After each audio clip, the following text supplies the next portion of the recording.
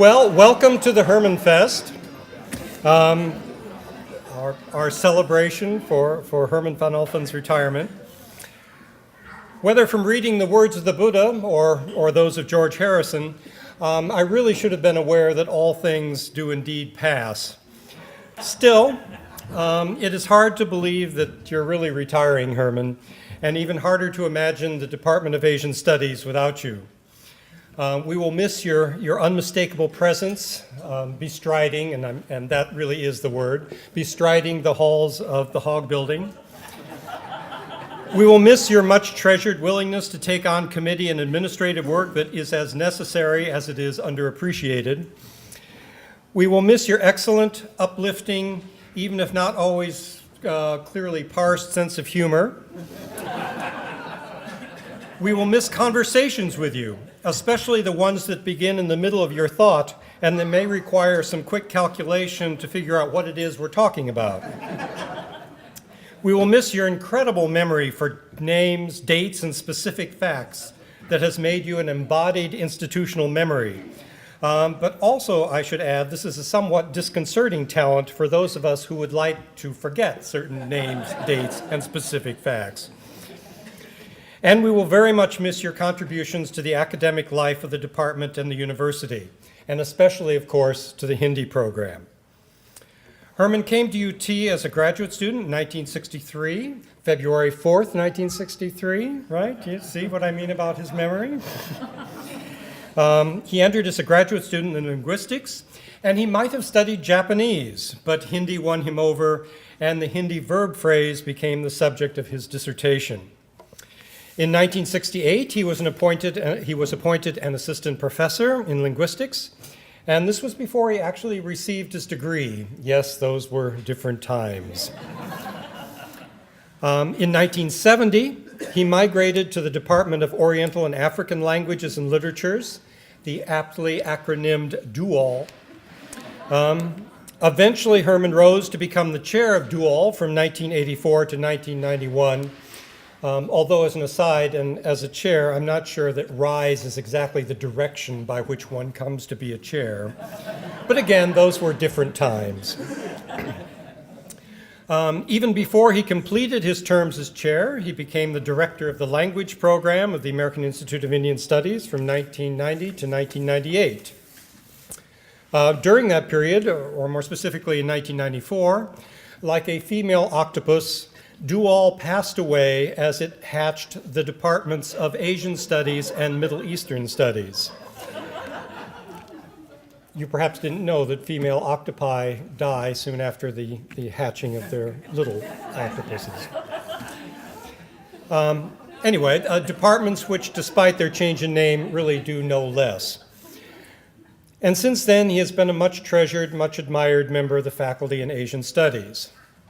There are a number of people who want to have a chance to speak, so I'll omit his more recent past and his present at the university, which is familiar to most in this room.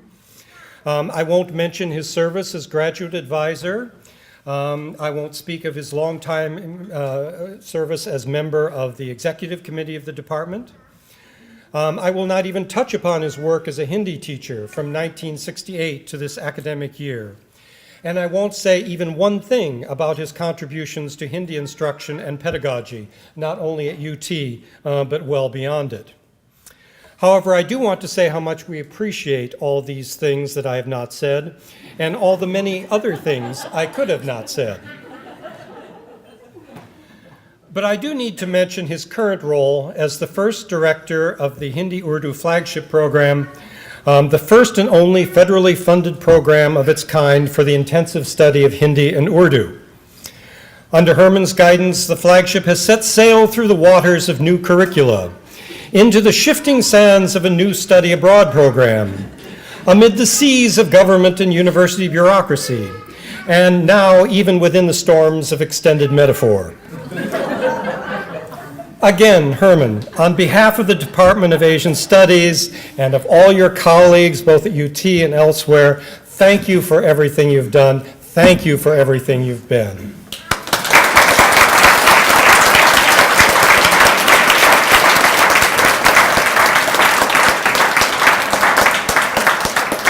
And now I'd like to introduce Surendra Gambhir. I mentioned that Herman had been head of the AIS language program. He was succeeded, as I recall, by Surendra. So they have known each other for a very long time. And so please, Surendra. Thank you.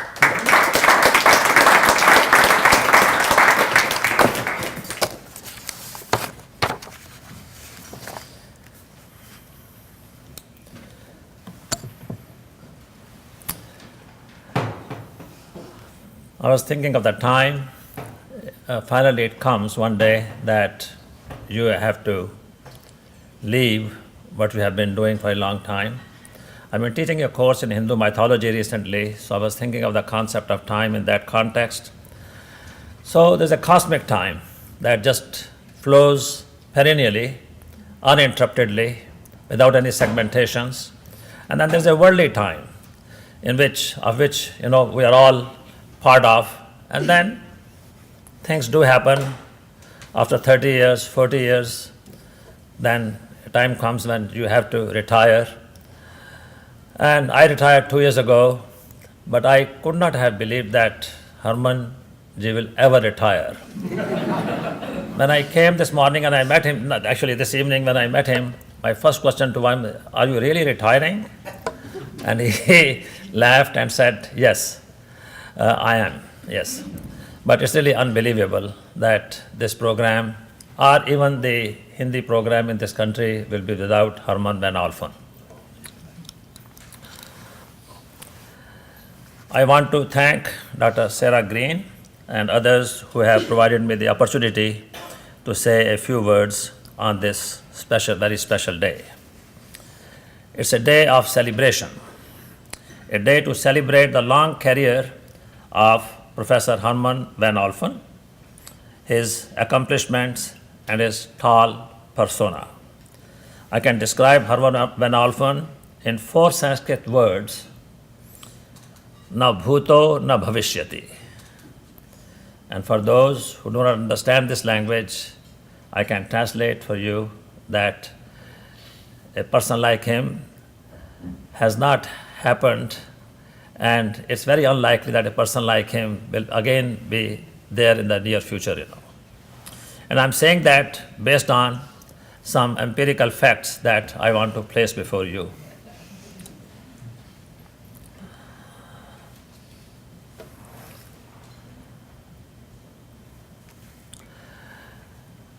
I was confident that Barbara and children are looking forward to Herman's retirement, and Barbara has lined up quite a few things for him to take care of after his retirement. For all those who have worked hard all their life are not going to sit idle. I don't. For academics in particular, retirement does not imply the end of the work. Academics continue to be busy even after retirement, but as I say often to my friends, that now it's being busy without severe deadlines. We retire from one work in order to retire to something else. Herman and I have worked together on a number of projects over the last few decades. We have worked on many national committees: the American Institute of Indian Studies, National Foreign Language Center, Star Talk, Proficiency Guidelines Project, National Standards Project, and on and on.